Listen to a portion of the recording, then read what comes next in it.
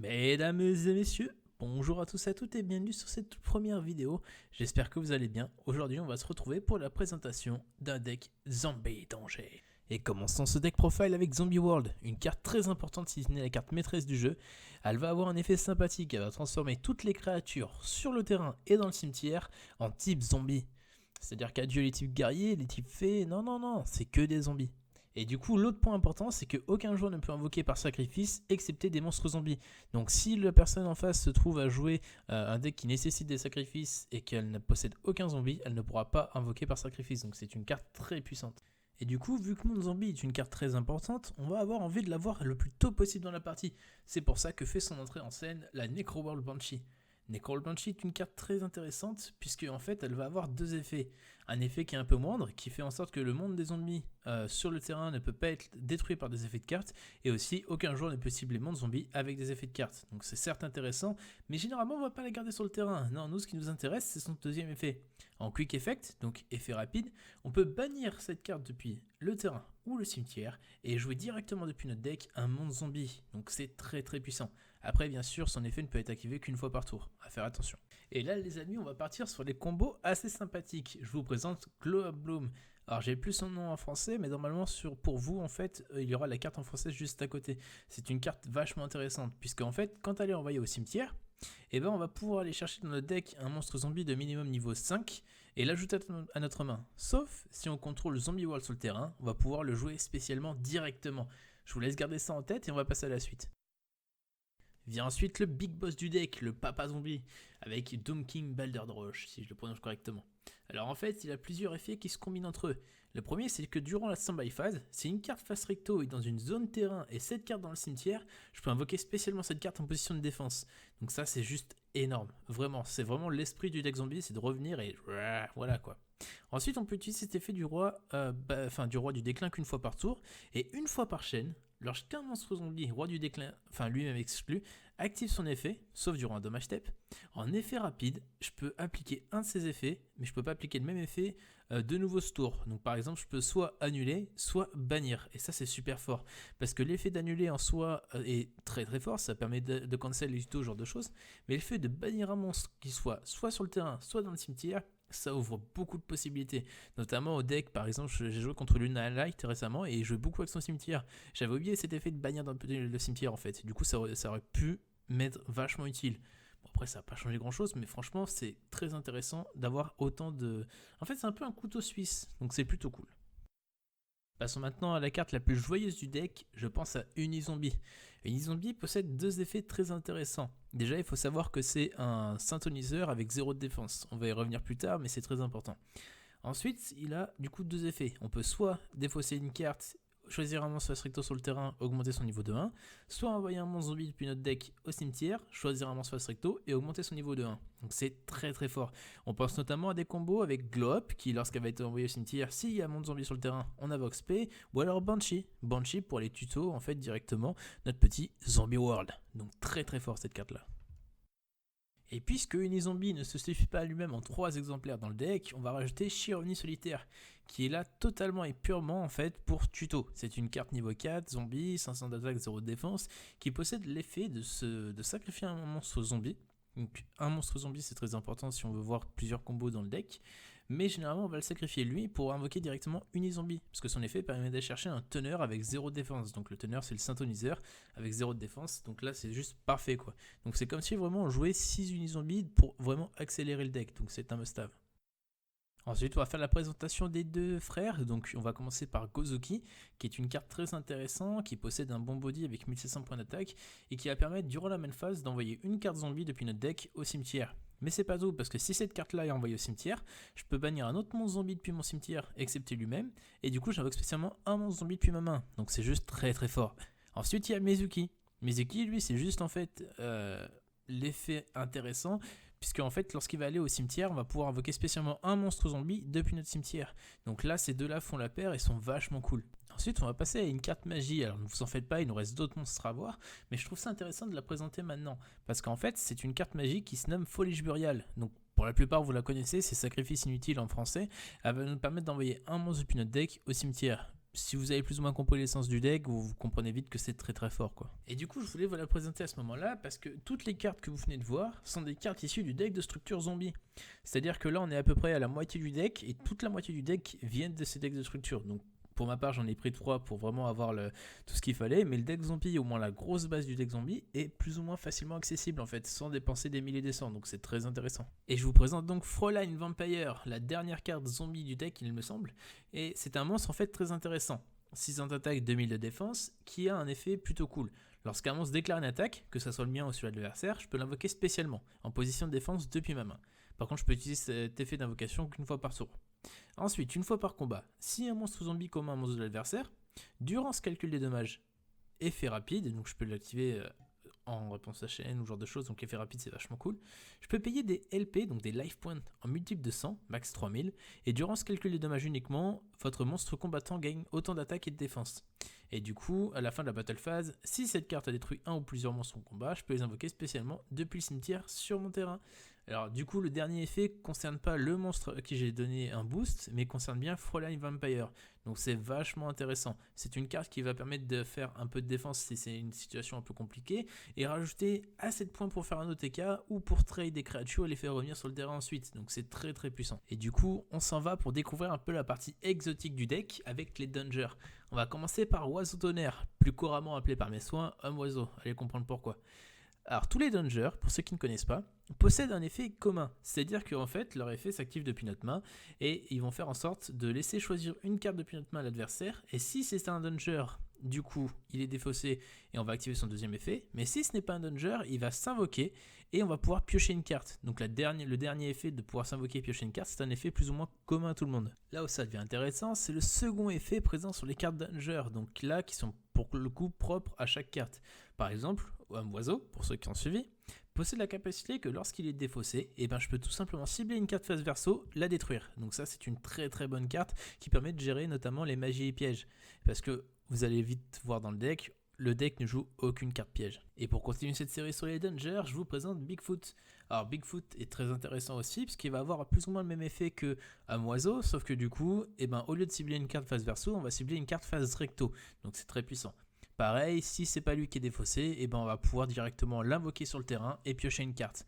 Alors, il y a un truc à savoir avec les dungers, c'est que leur second effet, si cette carte est défaussée, n'est pas comptabilisé qu'avec leur premier effet, que l'adversaire choisit une carte et on se défausse. Non, on peut soi-même défausser une carte par un effet d'un autre monstre et trigger l'effet du danger. Donc ça, c'est très très important. Et je vous présente la petite dernière, Nessie. Alors, c'est une carte qui, sur le long terme, va sûrement être remplacée par Bigfoot pour jouer 3 Bigfoot, 3 Homme Oiseau.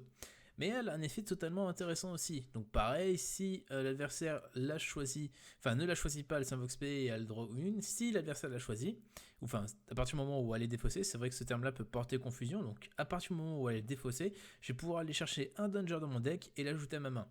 Alors là où c'est intéressant, c'est qu'on va jouer au niveau de l'extra tech beaucoup avec des X6 de rang 8 et Nessie est niveau 7. Donc si j'ai Nessie qui s'invoque SP et une zombie, je peux la faire passer niveau 8 et du coup trigger avec les X6. Mais ça on y viendra après. Alors on va passer maintenant aux Zen Trap du deck. Donc il y en a une qui doit vaguement vous parler si vous avez regardé le tapis de jeu, c'est Ogre Fantôme et Lapin des Neiges. Alors celle-ci possède un effet que si une carte magie ou piège active son effet, ou si un effet de monstre est activé, je peux défausser Ogre Fantôme et Lapin des Neiges et tout simplement détruire la carte. Par contre, l'effet lui reste actif. Donc là c'est un peu le seul bémol. Alors concernant la deuxième end trap, et peut-être qu'il y en a même qui ne connaissent pas les end traps en question, le terme en lui-même ça désigne une carte qui est dans la main et qui va se jouer un effet en fait en la défaussant ou qui va s'activer depuis la main. Donc ça met un peu la pression sur l'adversaire parce qu'il ne sait pas ce qu'on a dans la main généralement et on va pouvoir essayer de jouer là-dessus vu que ça s'est un peu démocratisé avec plusieurs end traps, dont la dernière qui est sortie dans l'extension Duel Dévastateur. Alors vient le tour du coup de Floraison de Cendres et Joyeux Printemps, je vais y arriver, notre deuxième end trap. En fait c'est une carte qui possède l'effet que lorsqu'une carte ou un effet qui inclut n'importe lequel des effets qui sont listés, effet rapide, on peut la défausser et annuler l'effet. En effet listé, on va avoir ajouté une carte depuis le deck à la main, invoqué spécialement depuis le deck, et envoyer une carte depuis le deck au cimetière. Si on prend un exemple, si je fais Glow Up qui me permet d'invoquer SP Doom King, franchement on me joue ça, je suis un peu triste tu vois. Mais bon voilà, c'est comme ça. Et du coup c'est une carte très puissante qu'on joue que en x2 au niveau de la place, quoi, parce qu'après 3 j'ai l'impression que ça fait un peu trop, mais c'est une carte vachement intéressante. Si vous ne jouez pas de on trap, je vous conseille de vous y pencher un peu plus. Moi, là on va passer aux cartes magie, et franchement j'ai hâte de vous présenter ça, parce qu'il y a certaines cartes qui, bon, en fait, n'ont pas tellement, mais il y en a quelques-unes qu'on voit pas spécialement, et du coup voilà, j'ai hâte de vous présenter ça. Donc on va tout de suite commencer avec Man Control. C'est une carte très puissante qui, je trouve, est assez sous-cotée. En fait, c'est une carte qui va permettre de cibler un monstre sur le terrain et d'en prendre le contrôle, donc un monstre de l'adversaire.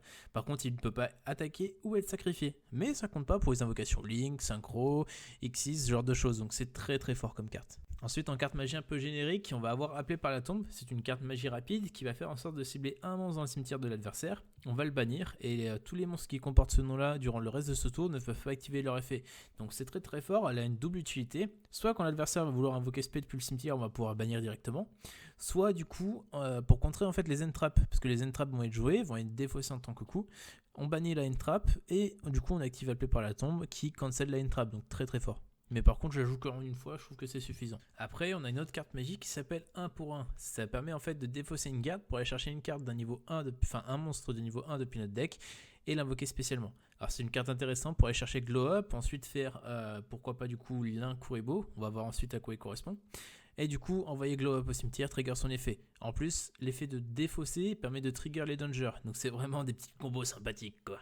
Ensuite, on a Instant Fusion, qui est une carte très intéressante. En payant 1000 life points, on va pouvoir invoquer spécialement un monstre des niveaux 5 ou moins de type fusion depuis notre extra deck sur le terrain.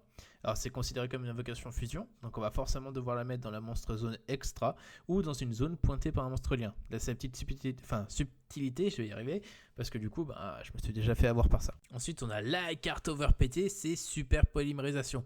C'est une carte très puissante qui, pour résumer, va pouvoir faire fusionner 2 monstres de l'adversaire, et oui, et invoquer spécialement un monstre fusion depuis notre extra deck. Alors c'est très très fort. Pour l'effet complet, on va défausser une carte, cibler jusqu'à 2 monstres dans le terrain de l'adversaire, il me semble, et du coup les faire fusionner, du moins les utiliser comme matériau fusion pour une de nos invocations.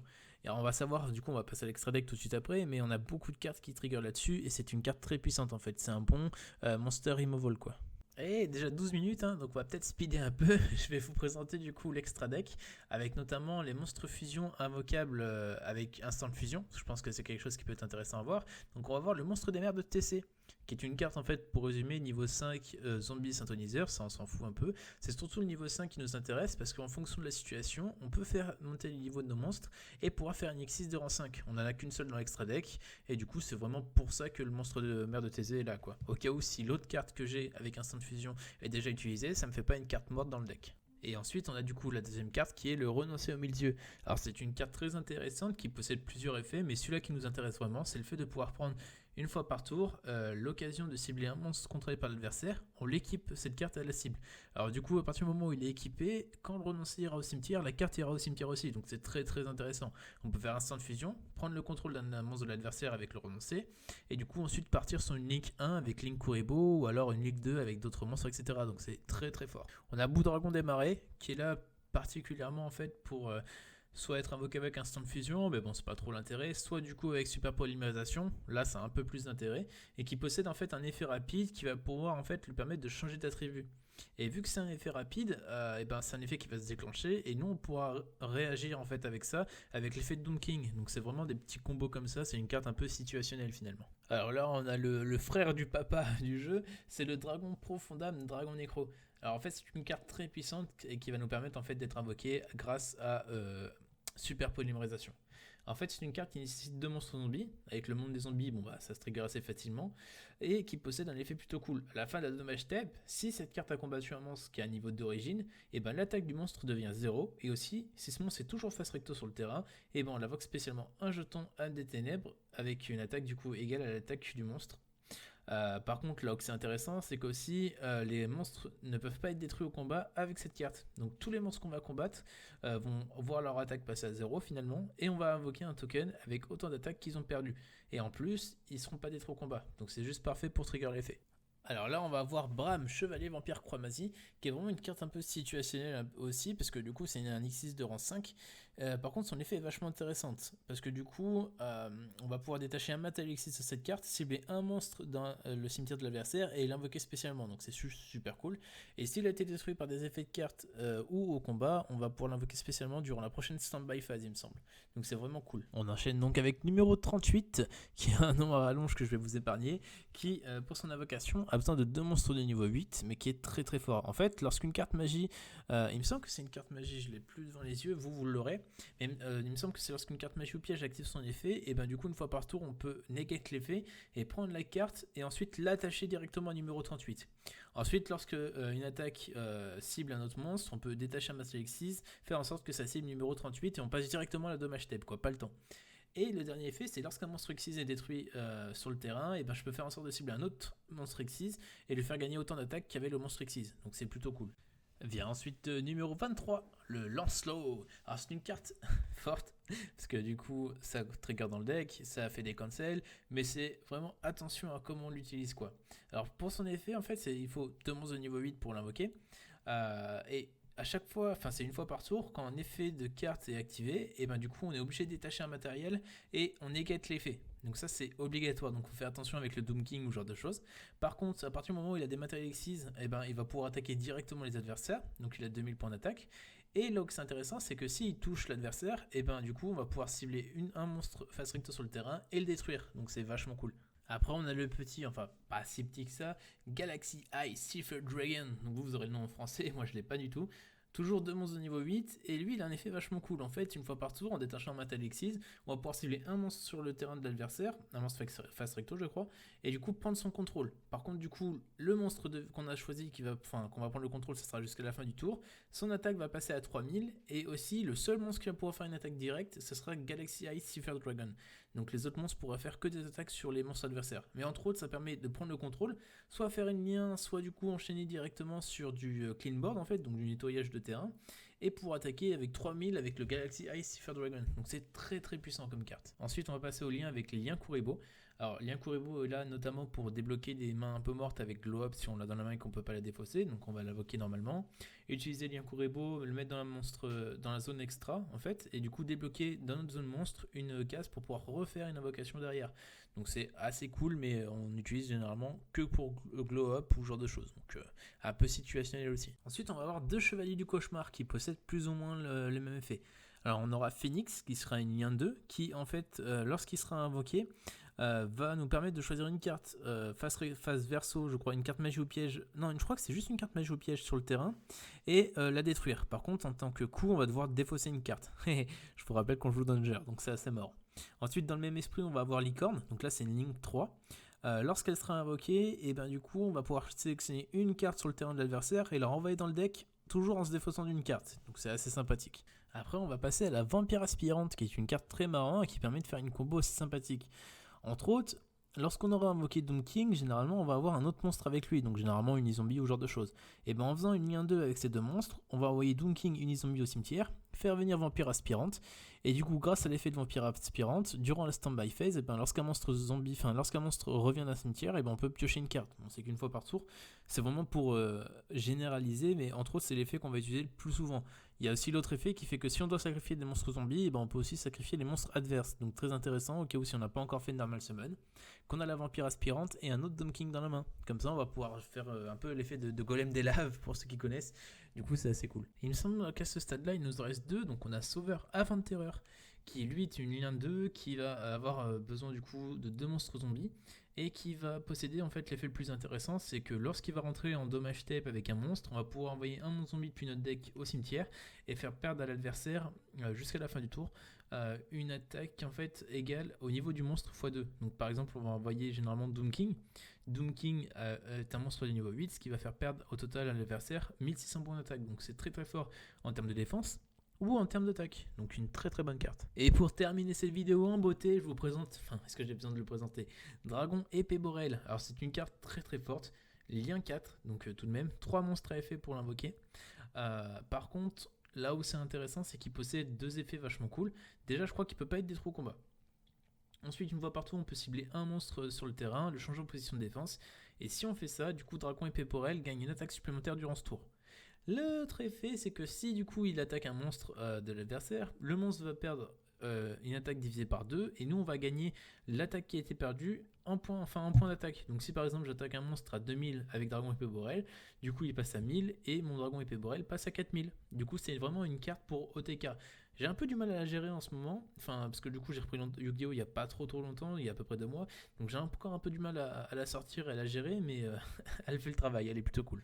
Et voilà, c'est la fin pour ce deck profile, j'espère que ça vous a plu. À la base, je voulais aussi vous présenter des exemples de combos en fait, mais vu le temps que fait la vidéo, je me dis que c'est peut-être un peu trop, donc je vais laisser ça pour une prochaine fois. À savoir qu'encore une fois, ce deck là, je vais essayer de le jouer en fait durant le prochain tournoi, comment on appelle ça, Official Tournament Store, donc le prochain OTS qui va avoir lieu pour moi mercredi. Donc demain en fait tout simplement, je vous ferai du coup un petit récap, c'est le mot que je cherchais je crois en début de vidéo, un petit récap pour vous présenter en fait comment le deck a tourné, mon résultat etc. Mais ça risque d'être cool. Je vous avais aussi filmé des duels, je sais pas si c'est quelque chose qui peut vous intéresser, vu que je débute sur cet univers là, je sais pas trop ce que vous attendez en fait au niveau d'un Yu-Gi-Tuber. Mais voilà, en tout cas j'ai 2-3 trucs sur le pied au cas où si ça vous intéresse. Et je vous dis à la prochaine. Merci à tous d'avoir regardé cette vidéo, j'espère qu'elle vous a plu. Salut salut.